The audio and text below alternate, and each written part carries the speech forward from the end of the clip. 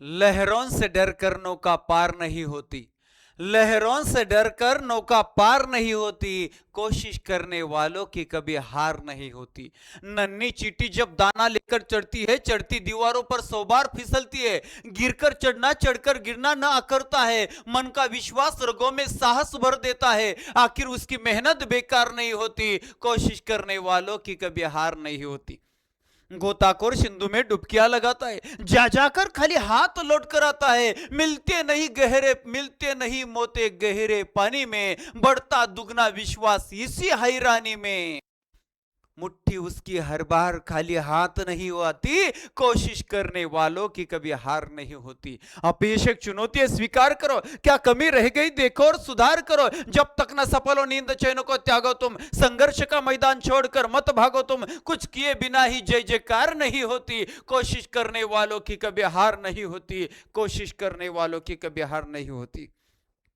इंटरनेटचा प्रॉब्लेम, हवामान बदललंय, वादळ पाऊस सगळं चालू आहे, इंटरनेटचा प्रॉब्लेम लाईव्ह चाले ना, म्हणजे आपण थांबणार आहे आणि लगेच झोपणार आहे, आज त्या छोट्या संकटांना अडचणीनं थांबणारे आपण नव्हत। गेल्या 18 वर्षापासून अखंडपणे आपण यशाच्या दिशेने आपला प्रवास आहे आणि आपण तत्व पाळतो, मानतो की संकट में भाग जाना आसान होता है, संकट में भाग जाना आसान होता है, हर पहलू जिंदगी का इम्तिहान होता है, डरने वालों को कुछ मिलता नहीं जिंदगी में, लेकिन लड़ने वालों के कदमों में सारा जहान होता है, सारा जहान होता है।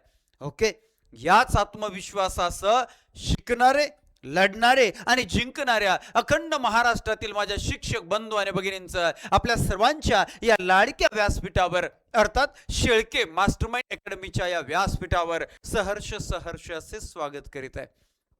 टीईटी परीक्षा जवळ आली, या परीक्षेमध्ये पात्र आणि अपात्र ठरवणारा सर्वात महत्त्वाचा विषय म्हणजे CDP, child development and pedagogy, म्हणजे बालमानसशास्त्र व अध्यापनशास्त्र। आणि या अंतिम टप्प्यामध्ये ह्या विषयात कमांड मिळवायची, या विषयावर मॅक्सिमम स्कोर करायचा आहे, तर काय करायचं, तर कोणते टॉपिक सर्वात जास्त वेळा विचारले जातात, सर्वात जास्त मार्कांना विचारले जातात आणि कोणते प्रश्न रिपीट होतात हे जर माहिती असेल तर आपल्याला कमी वेळेमध्ये ती स्ट्रॅटेजी आखता येईल। म्हणून आज तुमच्यासाठी या सेशनमध्ये रिपीट होणारे टॉपिक आणि रिपीट होणारे प्रश्न घेऊन आलेले आहेत। रिपीट होणारे, सगळ्यांनी एकदा चॅनलवर नवीन असाल तर पहिले सबस्क्राइब करून ठेवा, लाईकच्या बटनवर क्लिक करा आणि लेक्चर संपलं की आपल्या सहकारी शिक्षक बांधवांना, भगिनींना, मित्रांना, मैत्रिणींना लेक्चरची लिंक अवश्य पाठवा, कारण आजच्या सेशनमध्ये बालमानसशास्त्र व अध्यापनशास्त्र या विषयाचा सर्वात जास्त वेळा विचारला जाणारा घटक आणि सर्वात जास्त वेळा विचारले जाणारे प्रश्न तुम्हाला माहिती होणारे कोणते आहेत की त्या अगोदर तुम्हाला अगदी घड्याळाच्या 18 ते 20 तासामध्ये संपूर्ण बालमानसशास्त्र व अध्यापनशास्त्राच्या महत्त्वाच्या घटकांना रिव्हिजन द्यायची आणि 30 पैकी कमीत कमी 25 गुण मिळवायचे, तर फास्ट ट्रॅक कोर्स आपला रेडी आहे। आपल्या शेळके मास्टरमाइंड अकॅडमी ॲपमध्ये फास्ट ट्रॅक कोर्स रेडी आहे आणि तो अवघ्या 299 ला आहे, म्हणजे फीचा काय विषयच नाही। त्याच्यानंतर तुम्हाला टीईटी पेपर 2 च्या सामाजिक शास्त्राची 60 प्रश्नांची तयारी करायची, इतिहास, भूगोल, नागरिक शास्त्राची, तर तुम्हाला फास्ट ट्रॅक कमी वेळेत 15-16 तासांमध्ये कमी वेळेमध्ये तुम्हाला हा फास्ट ट्रॅक कोर्सही कंप्लीट स्वरूपामध्ये जॉईन करता येईल अवघ्या 149 रुपयामध्ये। आपल्याकडे फी नसतेच। जर तुम्ही पेपर 1 देणार असाल आणि परिसर अभ्यासाला रिव्हिजन द्यायची, फास्ट ट्रॅक परिसर अभ्यासाचा कोर्स, इतिहास, भूगोल, नागरिक शास्त्र, अर्थशास्त्र, विज्ञान, आणि हा कोर्स सुद्धा फक्त 199 रुपयाला आहे, म्हणजे 4 अंकी आकड्याचा जमानाच नाही।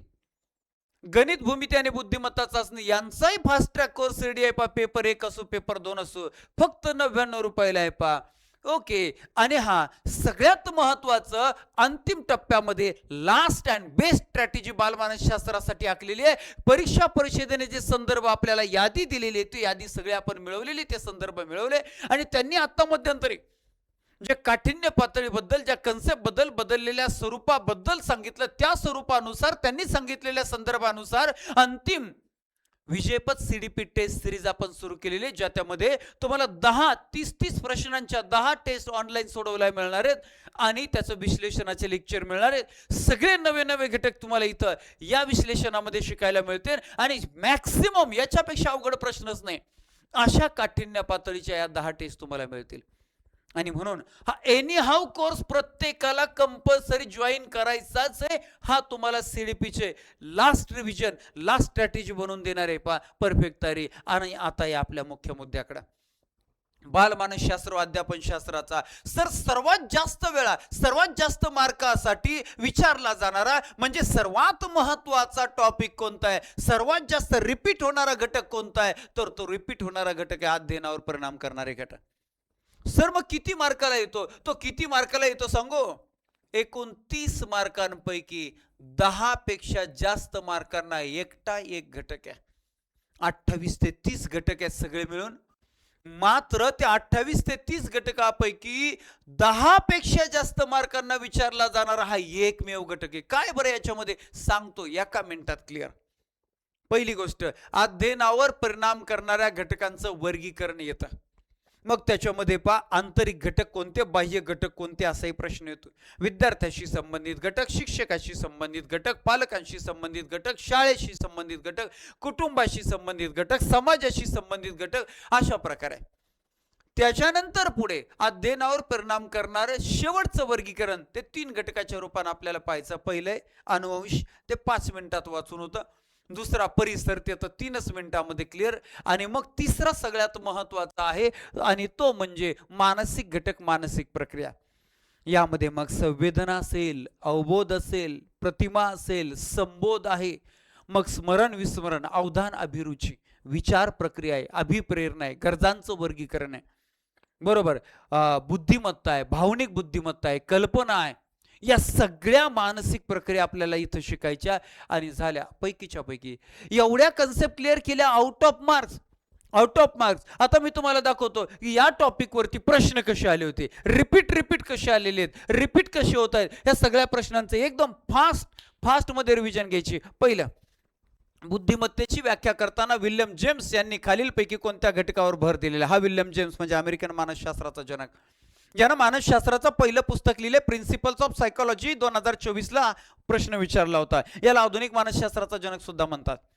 शक्तिवादी उपपत्ती जॉन लॉकची, ही त्यानं प्रयोगांती, संशोधनांती फोल ठरवलेली आहे. अशा रीतीचा हा विल्यम जेम्स. आणि यानं त्याच्या बुद्धिमत्तेच्या व्याख्येमध्ये समायोजनाला महत्व दिले. ऑप्शन नंबर 1 उत्तर बरोबर आहे. पर्याय क्रमांक 1 उत्तर बरोबर, लक्षात राहू द्या. बुद्धिमत्ते सगळ्यात जास्त मानसशास्त्राच्या कोणत्या संकल्पनेच्या व्याख्या परीक्षेला येतात, तर बुद्धिमत्तेच्या व्याख्या, लक्षात राहू द्या. ओके, सरळ व्याख्या जरी नाही आली तर त्या व्याख्येमध्ये महत्वाचा घटक कोणता, असा प्रश्न येतो. दुसरा प्रश्न बघा, अवबोध आणि प्रतिमा या संदर्भातील खालीलपैकी कोणती विधाने सत्य आहेत? प्रश्न वाचला की सत्य का असत्य हे आपल्या डोक्यात घ्यायचं. मग अवबोध व्यक्तिनिष्ठ, अवबोध व्यक्तिनिष्ठ कसा? उदाहरणार्थ तुम्ही आता लेक्चर पाहतात, ऑल ओव्हर महाराष्ट्रामधले माझे सर्व शिक्षक बांधव भगिनी सगळ्यांना मी सारखा दिसणारे, 2 कान, 2 डोळे, 1 डोकं, 1 नाक, सगळं बरोबर की नाही? सगळ्यांना सेम दिसते, म्हणजे व्यक्तिनिष्ठ नाही. व्यक्तिपरत्वे बदल होतोय का? नाही. म्हणजे याचा अर्थ काय? वस्तुनिष्ठ आहे. अवबोध हा वस्तुनिष्ठ आहे, अवबोध वस्तुनिष्ठ आहे. बर, आणि प्रतिमा, प्रतिमा मात्र आता तुम्ही लेक्चर पाहिले थोड्या वेळानं, 2 दिवसानं, 4 दिवसानं जर तुम्ही आठवायचा प्रयत्न केला तर मात्र तुम्हाला हे सगळ्यांना सारखं आठवणार नाही. म्हणजे प्रतिमा हे व्यक्तिनिष्ठ आहे, प्रतिमा व्यक्तिनिष्ठ आहे. म्हणजे पहिलं विधान चुकीचं आहे, आपल्याला बरोबर शोधायची. प्रतिमा ही अवबोधाची नक्कल, अगदी बरोबर. अवबोध जितका स्पष्ट असेल तेवढी त्या तुलनेमध्ये, त्या प्रमाणामध्ये प्रतिमा स्पष्ट असते. म्हणजे 2 नंबर बरोबर आहे. अवबोध तुटक नसतात, अगदी बरोबर आहे. अवबोध तुटक नसतात, प्रतिमेत तुटकपणा जाणवतो, हे सुद्धा बरोबर आहे. प्रतिमा अवबोधापेक्षा अधिक अस्थिर असते, प्रतिमा अवबोधापेक्षा अधिक अस्थिर असते. म्हणजे अवबोध प्रतिमेपेक्षा अधिक स्थिर असतो, हे सुद्धा बरोबर आहे. आपल्याला बरोबर विधान शोधायचंय तर त्यातलं फक्त अ चुकीचं आहे. म्हणजे ब कड आपलं उत्तर, ब कड ऑप्शन नंबर 3 पर्याय क्रमांक 3 आपलं उत्तर आहे पहा. Okay, next. त्याच्यानंतर पुढे पहा, विस्मरण ही महत्वाची प्रक्रिया, अगदी बरोबर. पुढीलपैकी विस्मरणाबाबत कोणती विधाने सत्य आहेत? बरोबर आहेत. ओके, बरोबर शोधायचं आपल्याला. पहिलं विधान आहे, अभ्यासानंतर मध्यांतरामध्ये अनेक गोष्टी केल्यावर विस्मरण होतं. पहा, अभ्यासानंतर मध्यांतरामध्ये अनेक गोष्टी केल्या तर विस्मरण होतं, अगदी बरोबर आहे. खूप तोंडावर पडू 8-8, 10-10, 12-12 तास अभ्यास केला, आणि मधल्या मध्यंतरामध्ये अरे इतका अभ्यास केला आता काहीतरी मनोरंजन करतो म्हणून लावल्या रील्स बिल्स गाणं बिणं लावलं मग. हा आणि मग काय गाणं लावलं, ऋतिक रोशन अमिषा पटेलचा डान्स सुरू आहे तुमच्या आवडीचा. दिल ने ना ना ना ना ना ना ना ना ना ना ना, कहो ना प्यार है, कहो ना प्यार है. झालं. पेपरला तुम्ही 10 तास वाचलेलं काही लक्षात राहायचं नाही. पेपरला प्रश्न अरे सॉक्रेटिस अरिस्टॉटल काहीतरी लिहे वाच. तर हा प्रॉब्लेम आहे, मध्यंतरीच्या गॅपमुळे विस्मरण होत असतं, म्हणून तसं करायचं नाही.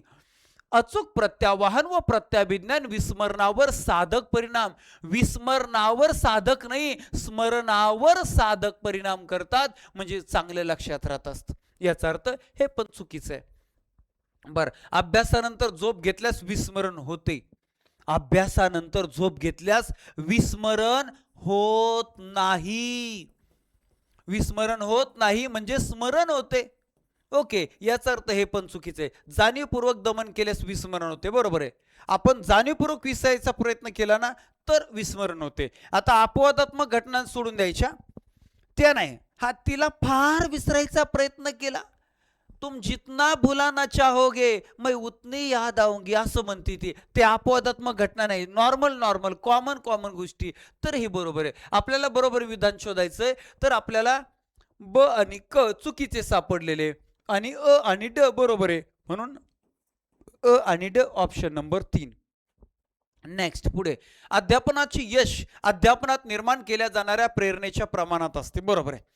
म्हणजेच अध्ययन हे प्रेरणेवर अवलंबून असते, हे सुद्धा बरोबर आहे. हे खालीलपैकी कोणत्या विधानावरून सिद्ध होते, याचा अर्थ काय, तर आपल्याला पॉझिटिव्ह बरोबर विधान आहे. प्रेरणा ही शक्ती असून ती वर्तनाला दिशा देते. यस, प्रेरणेमध्ये सातत्य, दिग्दर्शन, विविधता, निवड, स्वस्थता असते. अगदी बरोबर आहे.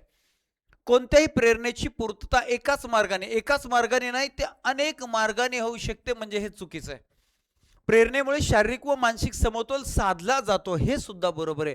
म्हणजे क चुकीचं आहे, बाकी अबड बरोबर आहे. अबड अबड अबड अबड ऑप्शन नंबर 2 अबड. नेक्स्ट पुढचा प्रश्न, व्यक्तीला लहानपणी एखाद्या शिक्षिकेने शिकवलेली कविता तेव्हाचा प्रसंग जशाचा तसा खूप वर्षांनी आठवतो, हे उदाहरण त्या प्रकारचे. मग एखादी कविता लगेच ओळखलत का सर मला पावसात आला कोणी, आहे की नाही, असे लगेच आठवते. म्हणजे घेतलेला अनुभव लगेच आपल्या घेतलेला अनुभव जसाच्या तसा आठवतोय. बघ, अशा प्रकारची कल्पना असेल तर कोणती, कल्पनेचे मुख्य 2 प्रकार, रचनात्मक कल्पना आणि पुनरुत्पादित. रचनात्मक म्हणजे नव्यानं काहीतरी रचना आहे, आणि पुनरुत्पादन म्हणजे घेतलेला अनुभव जसाच्या तसा, म्हणून आपलं उत्तर ऑप्शन नंबर 4. या रचनात्मक नावाच्या कल्पनेचे पुन्हा 2 प्रकार पडतात, एक आहे व्यावहारिक अनुकरणात्मक आणि दुसरे आहे सृजनशील. सृजनशील या कल्पनेचे पुन्हा 3 प्रकार पडतात, सौंदर्यनिष्ठ, व्यावहारिक आणि स्वैर. असे कल्पनांच्या प्रकारावर नेहमीच परीक्षेला प्रश्न विचारले जातात, आपल्याला ते यायला पाहिजे. आपलं उत्तर ऑप्शन नंबर 4 आहे. नेक्स्ट, खाली दिलेल्या संकल्पना तयार होण्याच्या टप्प्यांचा योग्य क्रम.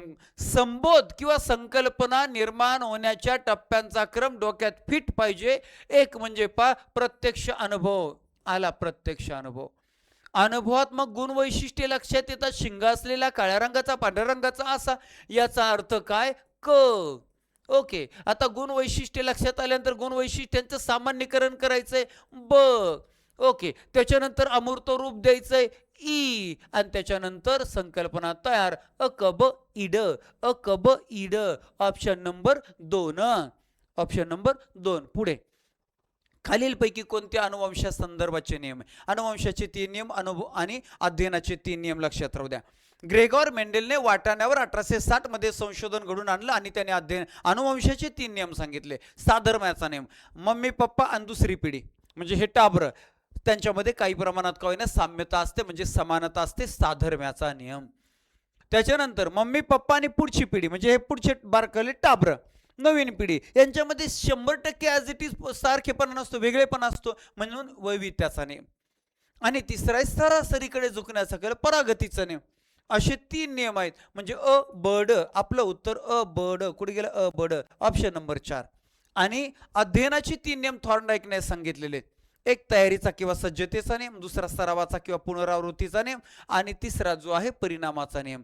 तर आपल्याला हा अनुभव हा पुनरावृत्तीचा अध्ययनाचा नियम बड आपलं उत्तर क्लिअर झालं. नेक्स्ट, व्यक्ती विकासासंदर्भात खालीलपैकी कोणते विधान योग्य आहे? व्यक्ती विकासाबाबत योग्य विधान आपल्याला शोधायला सांगितलं. विकासावर वातावरणापेक्षा अनुवंशाचा अधिक प्रभाव असतो, हे चुकीचं आहे. विकासावर अनुवंशापेक्षा वातावरणाचा अधिक प्रभाव असतो, हे पण चुकीचं आहे. विकासावर अनुवंश आणि परिसर यांचा पूरक प्रभाव असतो, हे बरोबर आहे. दोघांचाही प्रभाव आहे, एकट्याचं काम नाही, दोघांचं आहे. विकासावर अनुवंशाने संक्रमित झालेल्या गुणदोषांचा परिणाम होत नाही, असं कसं काय होत असतो? ऑप्शन नंबर 3च आपल्या प्रश्नाचं उत्तर 1, 2, 4 चुकीचे आहे. नेक्स्ट, व्यक्तिभेद निर्माण होण्यातील प्रमुख घटक परिस्थिती आहे. बरं, ओके. त्या संदर्भात खाली दिलेले कोणते विधान योग्य नाही? म्हणजे परिस्थितीला महत्त्व देणारे विधान आहेत, त्यातलं एक विधान मात्र चुकीचं असणारे विधान योग्य नाही असं आपल्याला सांगितलंय. मग पहा, जन्मानंतर बाहेर जी भौतिक व सामाजिक परिस्थिती असते त्याचा बालकावर परिणाम होतो, परिसराला महत्व आहे, बरोबर आहे. एकाच आईवडिलांची मुले तात्कालिक कौटुंबिक परिस्थितीमुळे व त्याच्या कुटुंबातील भिन्न स्थानामुळे भिन्न असत नाही, परिसरामुळे भिन्न असतात की भिन्न असत नाही, म्हणजे हे त्यांनी उलट दिले, परिसराला इथं महत्व दिलं जात नाही आणि म्हणून हे चुकीचं आहे आणि म्हणून ऑप्शन नंबर 2च आपलं उत्तर आहे. झोपडपट्टीत राहणारी मुले व सदन कुटुंबात राहणारी मुले यांच्या जाणीवेत, समजशक्ती व वर्तनामध्ये फरक आढळतो, अगदी बरोबर आहे, परिसराला महत्व दिले. सारखी बुद्धिमत्ता असलेली पण आर्थिक विषमता असलेली मुले यांच्यामध्ये शैक्षणिकदृष्ट्या फरक असतो, फरक पडतच जातो, अगदी बरोबर आहे. म्हणजे 1, 3 आणि 4 मध्ये परिसराला वातावरणाला महत्व दिले, 2 मध्ये उलट केलेले चुकीचं विधान दिले आणि म्हणून 2 आपलं उत्तर आहे, चुकीचं शोधायचं होतं. पुढचा प्रश्न, अनुवंशाचा अध्ययनावर परिणाम होतो या विधानाला खालीलपैकी कोणती विधाने पुष्टी देतात? अनुवंशाचा अध्ययनावर परिणाम, मगाशी परिसराला महत्व होतं, आता अनुवंशाला महत्व, आणि त्या संदर्भाचे विधान आपल्याला शोधायचे.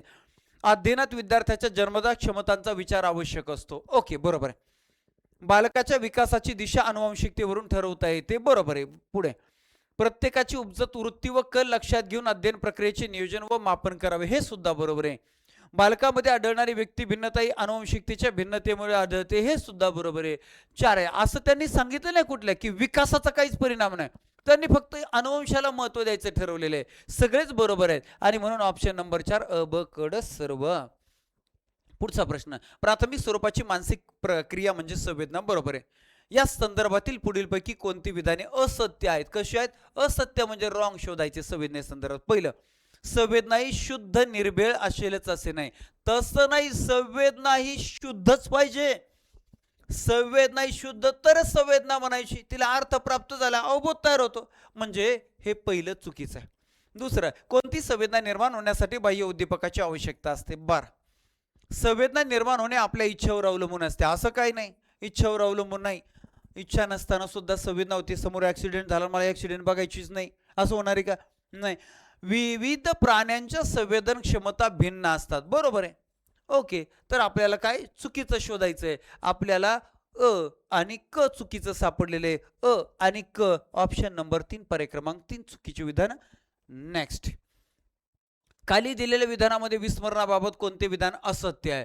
पहा, असत्य चुकीचं, स्मरण विस्मरणावर सत्य असत्य येते, बरोबर. अवधान प्रतिमा, अवबोध प्रतिमा यांच्यावरती सुद्धा येते. अशा प्रकारे लक्षात राहू द्या. प्रश्न कसे, रिपीट रिपीट रिपीट, जसा काळ पुढे जातो तसे पूर्वीच्या गोष्टी विस्मरणात जातात, बरोबर आहे. काळ वाढन तसा, हे बरोबर आहे. आपल्याला चुकीचं शोधायचं. पठणानंतर ज्या क्रिया घडतात त्याचा विस्मरणावर परिणाम होत नाही. विस्मरणावर का मगाशी सांगितलं ना, कवना प्यारे, बरोबर आहे की नाही, परिणाम होतो, म्हणजे हे चुकीचं आहे, हे चुकीचं आहे. झोप, दमन तसेच अनुभव यांचा उपयोग न करणे यामुळे विस्मरण होते, हे बरोबर आहे. झोपच नाही घेतली तर कसं काय होणार आहे, आराम करायला पाहिजे, बरोबर आहे की नाही. पुढे, पुरोगामी व प्रतिगामी निरोधने विस्मरणाचे कारण, हे सुद्धा बरोबर आहे. आपल्याला चुकीचं शोधायचं, चुकीचं सापडलेले ऑप्शन नंबर 2, पठणानंतर ज्या क्रिया घडतात त्याचा विस्मरणावर परिणाम होत नाही तर तो होतो. नेक्स्ट, पूर्वानुभवाच्या विविध अंगांची मनातल्या मनात जुळवाजुळव करणे म्हणजे विचाराची व्याख्या. विचाराची व्याख्या आली, मी तुम्हाला ट्रिक सांगितलेले, मनातल्या मनात, मनातल्या मनात म्हणलं की आलं मन, मन, ऑप्शन नंबर 1 आहे की नाही. सोपं हे असं आहे आपलं. खाली दिलेल्या विधानांपैकी अवधानाबाबत कोणते विधान असत्य आहे? बघा, ह्या सगळ्या मानसिक प्रक्रियेबद्दल सत्य, असत्य, योग्य, अयोग्य अशा प्रकारे सुसंगत, विसंगत असेच येतात. बरं, अवधान, अवधान ही एक निवड प्रक्रिया, बरोबर आहे. 5-50 लोक बसले होते, पण तुमचं ध्यान त्याच्यावरच म्हणजे काहीतरी एखादी व्यक्ती, एखादी वस्तू काहीतरी असेल, निवड केली. अवधानामुळे ज्ञान ग्रहण, आणि बरोबर आहे, ज्याच्यावर फोकस करतात त्याचं ज्ञान, त्याची माहिती होणार आहे. एका वेळी एकापेक्षा अधिक गोष्टीवर अवधान केंद्रित करता येते, अजिबात नाही, चुकीचं आहे. याला अवधान विभाजन म्हणतात. अवधान विभाजन होत नाही. जरी तुम्ही लेक्चर पाहता पाहता भाजी चिरत असाल तर त्यातली एक क्रिया यंत्रवत करताना एकच क्रियेवर अवधान आहे. एकच क्रियेवर. असं असतं बघा, जेव्हा एखादी व्यक्ती एकाच वेळेला 2-3 क्रिया करत असते तर त्यातले 1-2 क्रिया अशा असतात की त्या यंत्रवतीला सवयीमुळे ती करत असते आणि एकाच गोष्टीवर फोकस असतं. अशा रीतीने एका वेळी एकापेक्षा अधिक गोष्टीवर अवधान केंद्रित करता येते, हे चुकीचं आहे आणि आपल्याला काय चुकीचंच विचारलेलं आहे. अवधान जसे बाह्य गोष्टीवर एकाग्र होते तसे आंतरिक बाबीवर बरोबर आंतरिक गोष्टीवरही आपण लक्ष केंद्रित करू शकतो. म्हणून 1, 2 आणि 4 विधानं बरोबर आहेत. 3 नंबरचं चुकीचं आहे. आपल्याला चुकीचं असत्य विचारलं होतं, तेच आपलं उत्तर आहे. पुढे खाली दिलेल्या विधानांपैकी कोणते विधान प्रेरणेचे वैशिष्ट्य नाही? पहा, पुन्हा आली प्रेरणा नाही. म्हणजे प्रत्येक मानसिक प्रक्रियेबरोबर बद्दल योग्य किंवा अयोग्य एवढंच तुम्हाला शोधायचंय, बाकी काहीच नाही. 10 मार्क घ्यायचे. 10 मार्क. मानवी वर्तनाला दिशा देण्याचे सामर्थ्य प्रेरणेत आहे. बघा, प्रेरणेवर सेम असाच प्रश्न मागाशी आला होता, रिपीट आहे. प्रेरणेमुळे विशिष्ट गोष्टीची निवड होते. अगदी बरोबर आहे. मामाची पोरगी म्हणली म्हणून तर अभ्यासाला तोंडा पुढं पुढं पुढं पुढं पुढं पुढं अभ्यास करतोय, आहे की नाही? प्रेरणेमुळे शारीरिक व मानसिक असमतोल, प्रेरणेमुळे शारीरिक मानसिक असमतोल नाही, समतोल निर्माण होत असतोय. बरोबर आहे की नाही? हे चुकीचं आहे. आपल्याला चुकीचं शोधायला सांगितलंय ना. वर्तन पूर्ण होईपर्यंत प्रेरणा कार्यरत असते. अगदी बरोबर आहे. बरेच जण म्हणतात, सर तुम्ही 4ला उठता, 4 वाजल्यापासून थकत नाही का? 11-12 रात्री कधी बी 1 वाजेपर्यंत.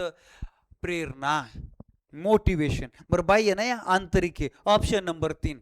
Option number 3. काही जण म्हणते याला लय पैशाचे हवं नाही. आपल्यामध्ये क्षमता, परमेश्वराने एवढी कामाची क्षमता दिली, सुदृढ आरोग्य दिले, कधी दुखणं नाही, काय नाही. गेल्या 25 वर्षात दुखणं नाही.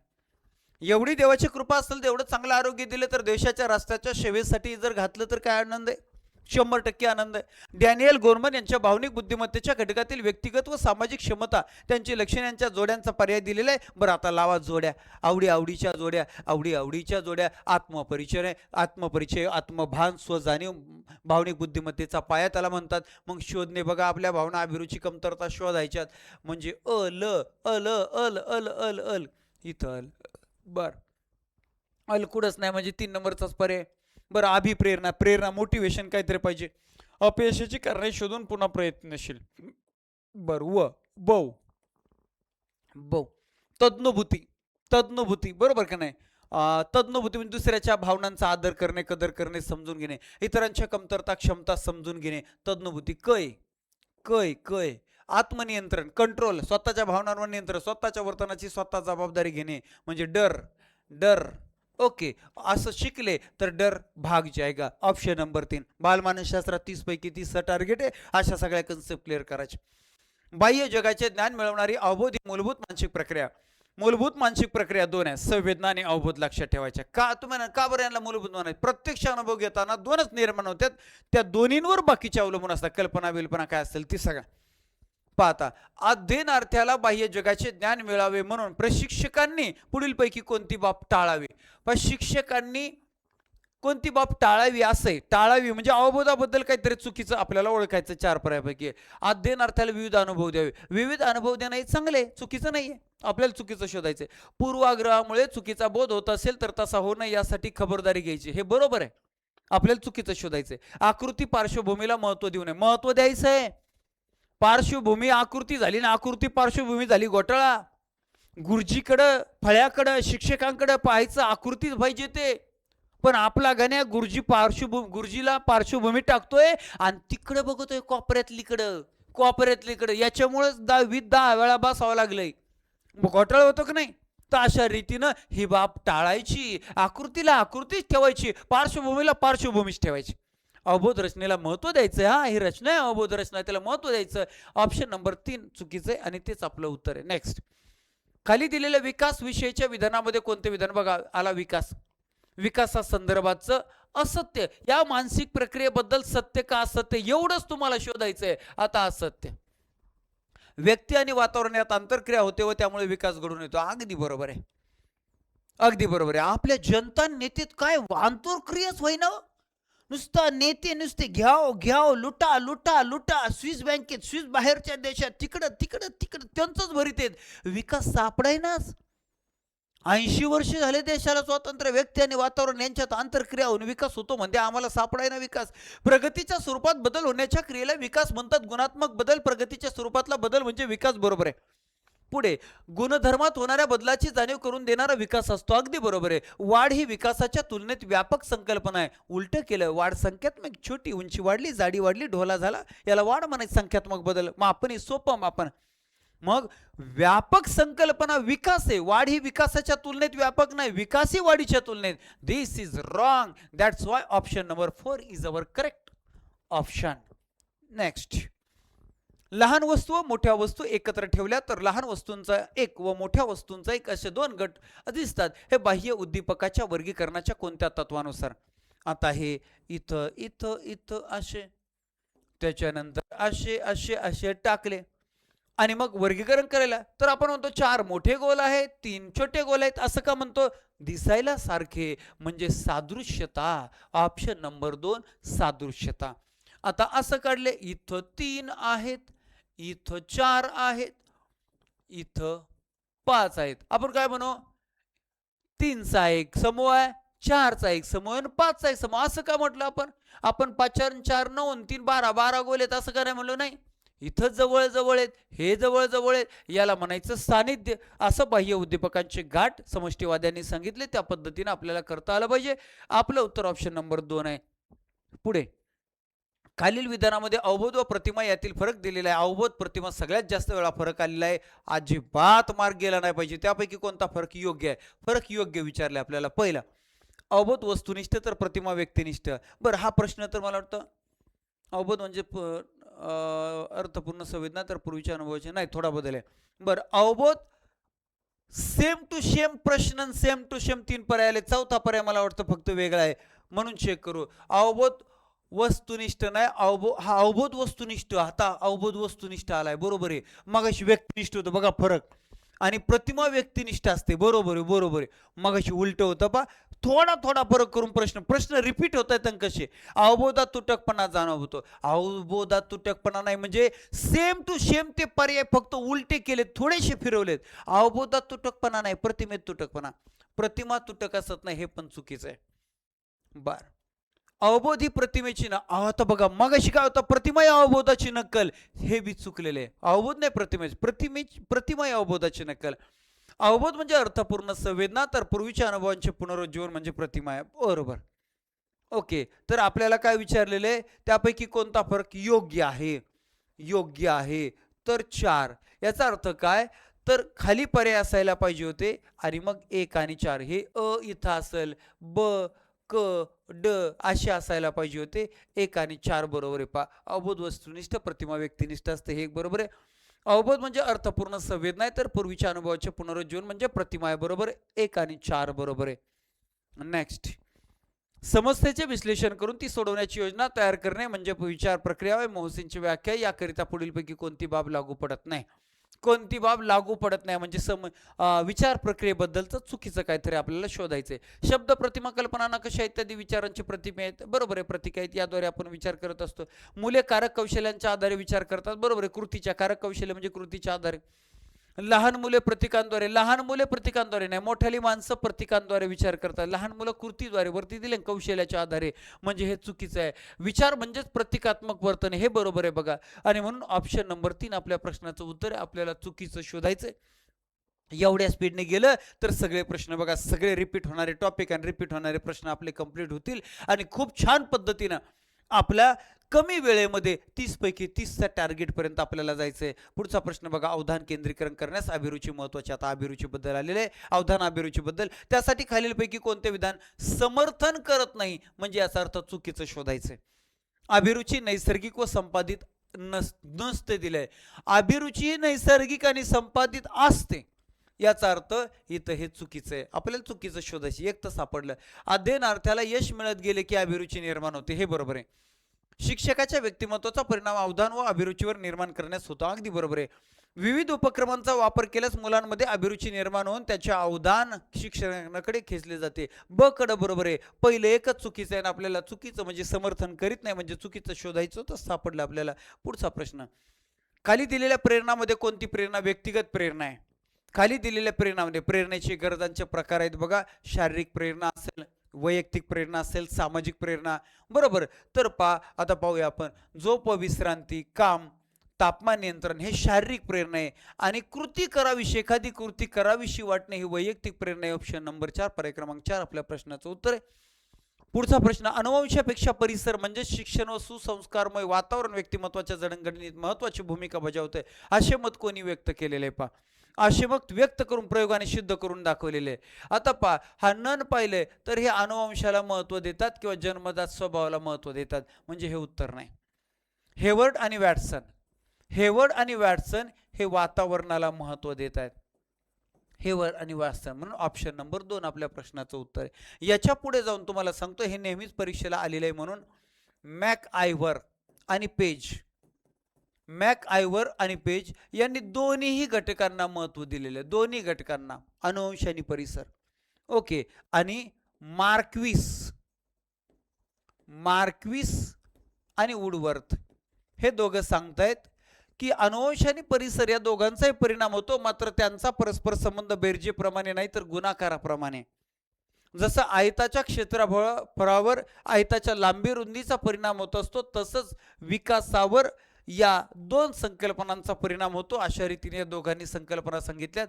1, 2, 3, 4 अनुवंश आणि परिसराबद्दलचे चौघांचे मत आतापर्यंत आले. लक्षात ठेवायचं, आपलं उत्तर ऑप्शन नंबर 2 आहे. नेक्स्ट. गिलफोर्ड यांनी बुद्धिमत्तेचे स्वरूप ज्या संरचनेच्या आकारात मांडले आहे त्याच्या खालीलपैकी किती मिती पडतात? 1959 मध्ये गिलफोर्ड यांनी बुद्धिमत्तेची उपपत्ती मांडली. आधुनिक संबोध त्याला म्हटलं जातं. त्यांनी संरचनेच्या स्वरूपात मांडली. 120 घटक सांगितले. 121वा घटक सुद्धा सर्जनशीलता त्यांनी सांगितला. आणि त्या 3 मितीच्या स्वरूपामध्ये त्यांनी सांगितलं. 3 फेसेस ऑफ इंटेलेक्ट नावाचा त्यांचा प्रबंध आहे. आशय क्रिया निर्मिती अशा प्रकारे हे 3 महत्वाचे घटक आहेत. मग 4 5 20, 20 120, 120 घटक झाले. उत्तर आपलं ऑप्शन नंबर 4, पर्याय क्रमांक 4. नेक्स्ट. सुरेखाची जन्मवय 10 वर्ष आहे. जुना प्रश्न आला. ती 10 वर्षाच्या मुलांसाठी असलेल्या कसोटीतील सर्व प्रश्न सोडवते. बरं, आता सुरेखाचं शारीरिक वय किती म्हणजे क्रोनॉलॉजिकल एज जे आहे ते 10 वर्ष इथं आपण लिहिला. ओके. आता ती 10 वर्षाच्या मुलासाठीचे किती असलेल्या सर्व प्रश्न सोडवते. याचा अर्थ तिचं 10 वर्ष वय तर तेच झालं. सर्व प्रश्न सोडवते म्हटल्यानंतर. ओके. आता पुढे काय दिलेलं आहे? 12 वर्षाच्या मुलासाठी असलेल्या कसोटीतील 2 प्रश्न सोडवते. 12 वर्ष. आता 12 वर्षाचे किती? फक्त 2 प्रश्न सोडवते. 10च्या पुढचं वय आलं की त्याच्यासाठी 4 एका प्रश्नाला 4 महिने निकष असतो. 4 महिने.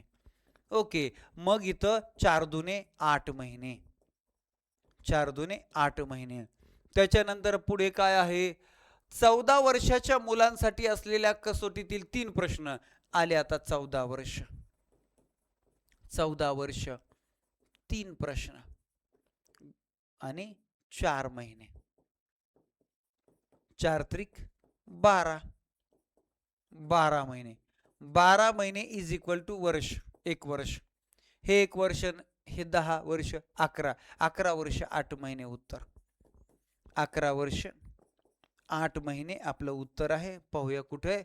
11 वर्ष 8 महिने. ऑप्शन नंबर 2, पर्याय क्रमांक 2. महाराष्ट्रामध्ये असलं विश्लेषण तुम्हाला इथं सापडणार आणि इथंच पैकीच्या पैकी मार्क्स मिळते, कुठंच नाही. खालीलपैकी कोणत्या मानसशास्त्रज्ञाने अनुवंशासंबंधी संशोधन करून अनुवंशाचे नियम सांगितले? मगाशीच मी तुम्हाला सांगितलं होतं. अनुवंशाचे नियम 1860 मध्ये वाटाड्यावर संकर घडून आणलं, संशोधन केलं. त्यानं सांगितलं आईवडिलांकडून 50%, आजी आजोबांकडून 25% आणि पणजी पंजोबांकडून 25% अनुवंशाचं संक्रमण होत असतं. आणि हे सगळं संशोधन कोणी केलं? ग्रेगॉर मेंडेलने सांगितलेलं आहे. ग्रेगॉर मेंडेलने अनुवंशाचे 3 नियम सांगितलेले, साधर्म्याचा, वैविध्याचा, परागतीचा. ओके. सगळं लक्षात ठेवायचंय. गाल्टनने बी संशोधन केलेलं आहे अनुवंशावरती. 2024च्या परीक्षेला प्रश्न आला होता, पण त्याचं वेगळं अनुवंशाचे नियम तर त्याने ग्रेगॉर मेंडेलने. समोर उद्दीपक नसताना सुद्धा पूर्वी घेतलेल्या अनुभवांचे मनातल्या मनात पुनरुज्जीवन करता येणे किंवा ते अनुभव मनोचक्षुष पुढे आणता येणे याला काय म्हणतात? समोर उद्दीपक नसताना पूर्वी घेतलेल्या अनुभवांचे मनातल्या मनात पुनरुज्जीवन करायचंय तर त्याला काय म्हणायचं? संबोध वेगळी संकल्पना. शब्दावरून अर्थबोध करणं याला संबोध किंवा संकल्पना म्हणायचं. अवबोध म्हणजे प्रत्यक्ष बाह्य उद्दीपक समोर असताना आपल्याला जो अर्थबोध होतो त्याला अवबोध म्हणतात. संवेदना म्हणजे बाह्य उद्दीपक समोर असताना प्राथमिक स्वरूपाची होणारी पहिली जाणीव जी आहे ती. आपलं उत्तर राहिलं प्रतिमा. Option number 2. Okay, next. चित्रपट पाहून झाल्यानंतर बऱ्याच दिवसांनी चित्रपटातील एखादा प्रसंग जसाच्या तसा आठवणं, एखाद्या पाहिलेला क्रिकेटचा सामना मनपटलावर जसाच्या तसा साकार होणं, खालीलपैकी कल्पनेच्या कोणत्या प्रकारामुळे कल्पनेचं सगळं वर्गीकरण वर्णन दिलेलं पुनरुत्पादित. जसाच्या तसं म्हटल्यानंतर पुनरुत्पादित. स्वैर म्हणजे अनिर्बंध. बघा, गणपतवाणी बिडी पिताना चावायचा नुसतीच काढीन म्हणायचं, याच डागेवर बांधीन माडी मरायला लागलाय. ते काय दमडीचं तेल आणलं वगैरे वगैरे वगैरे वगैरे. स्वैर कल्पना आहे. झाडं बोलते, शिया बोलतात, अनिर्बंध.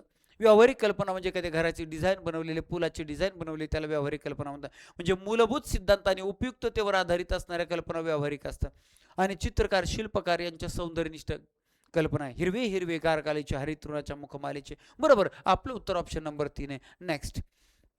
विचार करणे ही गुंतागुंतीची प्रक्रिया. यामध्ये खालीलपैकी कोणकोणत्या मानसिक प्रक्रियांचा विचार प्रक्रिया गुंतागुंतीची काय? कारण त्यामध्ये अनेक मानसिक प्रक्रियांचा समावेश असतो, म्हणून तिला संश्लेषणात्मक प्रक्रिया म्हणतात.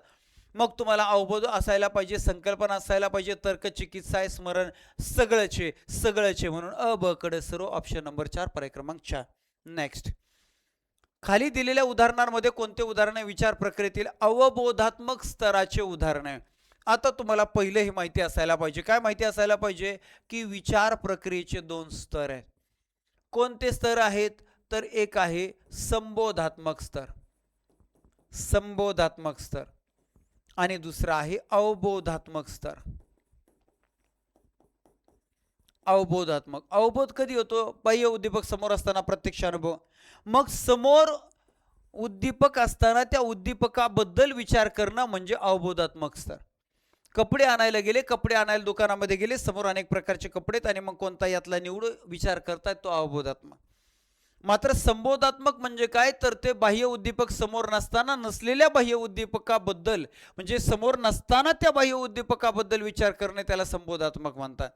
मग आता पाहूया, इथं आपल्याला काय विचारले? अवबोधात्मक. बाह्य उद्दीपक समोर पाहिजे. आता आपल्याला एखाद्या विषयावर भाषण देताना विचार करणे. इथं समोर काय सांगितलं का? नाही.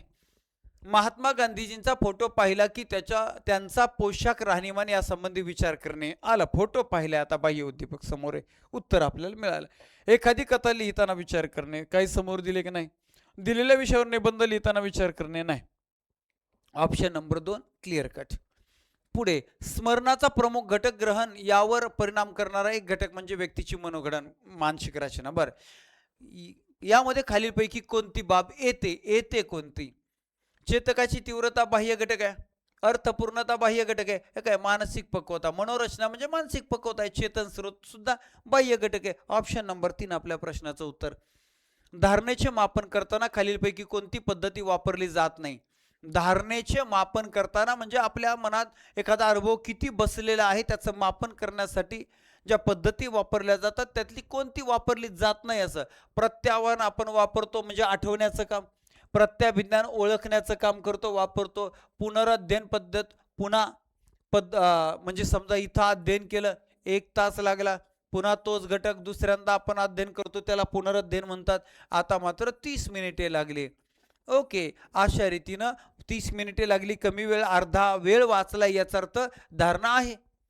बरोबर. आणि ही पठण पद्धती मात्र जी आहे, पठण पद्धती ही मात्र इथं वापरली जात नाही. पाठांतरासाठी ती वापरली जाते. प्रपाठ पद्धती, पठण पद्धती, खंड पद्धती, समध्यांतर पद्धती, समग्र पद्धती. बरोबर, अशा अनेक 6 पद्धती पाठांतरासाठीच्या. हे ऑप्शन नंबर 4 आपल्या प्रश्नाचं उत्तर आहे. पुढे, थर्स्टनने भाषिक क्षमता, स्मृती, संख्याज्ञान, अवबोध, गती, अनुमान, अवकाश ज्ञान व समस्या उकल या प्राथमिक मानसिक क्षमतांना प्रमाण म्हणून खालीलपैकी बुद्धिमत्तेची कोणती उपपत्ती मांडलेली आहे? थर्स्टन अमेरिकेचा संशोधक. यानं बुद्धिमत्तेची जी उपपत्ती मांडलेली, त्याने अनेक क्षमता सांगितल्या. क्षमतांचा पुंज म्हणजेच बुद्धिमत्ता असं तो म्हणतोय. आणि त्या क्षमतांचा जो बेसिक पुंज आहे त्याला PMA त्याने म्हटले, प्रायमरी मेंटल एबिलिटीज, म्हणजे प्राथमिक मानसिक क्षमता. त्या त्यांनी 7 सांगितलेल्या आहेत. आणि या त्याच्या कोणत्या बुद्धिमत्तेच्या उपपत्तीमध्ये सांगितलेल्या आहेत? तर ऑप्शन नंबर 3 आहे, अनेक घटक सिद्धांत. द्विघटक स्पिअरमनचा आहे, जनरल आणि स्पेशल घटक, सामान्य आणि विशेष. संख्यात्मक उपपत्ती थॉर्नडाईकची आहे, बरोबर, त्याला बहुघटक उपपत्ती असे म्हणतात, बरोबर. वाळूचा ढीग असंही त्याला म्हणतात. शक्तिवादी उपपत्ती, ही शक्तिवादी उपपत्ती जॉन लॉकची. आपल्याला ऑप्शन नंबर 3 पर्याय क्रमांक 3 आपलं उत्तर आहे. नेक्स्ट, सन 1990 मध्ये भावनिक बुद्धिमत्तेची उपपत्ती जॉन मेयर व टिंबटिंबे. पा 1990 मध्ये जॉन मायर आणि पीटर सॉलवी यांनी भावनिक बुद्धिमत्तेची संकल्पना मांडली. त्यानंतर 5 वर्षांना सखोल विश्लेषण, फार मोठं संशोधन डॅनियल गोलमन यांनी मांडले आणि डॅनियल गोलमन यांना जनक म्हणतात. परंतु इथे 1990 आणि जॉन मेयर यांचा जोडीदार विचारलेला आहे पीटर सॉलवी. ऑप्शन नंबर 1 पर्याय क्रमांक 1 आपल्या प्रश्नाचं उत्तर आहे. नेक्स्ट, चला, अशा रीतीनं अध्ययनावर परिणाम करणारे घटक हा सर्वात जास्त वेळा परीक्षेला विचारला जाणारा घटक आहे, रिपीट होणारा घटक आहे, 30 पैकी 10 पेक्षा जास्त मार्कांसाठी विचारला घटक आहे. आणि या घटकावर 2013 पासून 2025 पर्यंत जे काही प्रश्न आलेत आपण पाहिलं कसे रिपीट होत आहेत, कसे फसवले जातात, शब्दात कसा बदल होतोय, तर ते सगळे प्रश्न आपण समजून घेतले फास्टमध्ये. अजून एक भाग शिल्लक आहे, अजून निम्मे प्रश्न शिल्लक आहेत. उद्याच्या भागामध्ये, उद्याच्या लेक्चरमध्ये ते उरलेले निम्मे प्रश्न, त्याच्यानंतर दुसऱ्या क्रमांकाचा महत्त्वाचा टॉपिक कोणता, त्या टॉपिकवरचे रिपीट होणारे प्रश्न कोणते ते आपण पाहणार आहोत. आजच्या लेक्चरमध्ये इथंच थांबणार आहे. पण जाता जाता सगळ्या शिक्षक बांधवांनी भगिनीने आपल्या सर्व सहकारी मित्रांना, मैत्रिणींना लेक्चरची लिंक शेअर करा आणि त्यांना सांगा की असलं स्पेशल असते बघा, सायकोलॉजी आउट ऑफ इथंच. चलो, याच विश्वासा आजच्या लेक्चरमध्ये. धन्यवाद. थँक्यू.